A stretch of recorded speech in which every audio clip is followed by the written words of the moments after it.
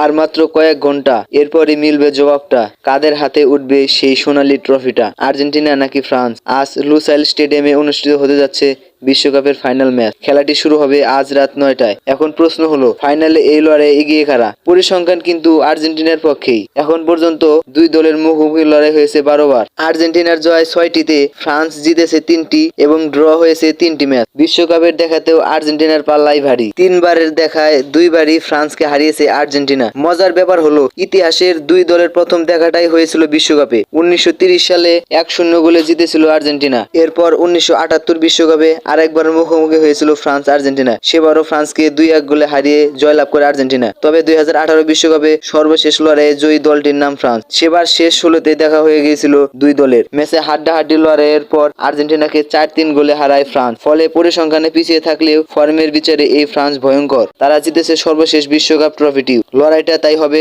শিয়ানে শিয়ানে। তাই তো জমজমাট একটি ফাইনালের অপেক্ষা করতে পারেন ফুটবল প্রেমীরা।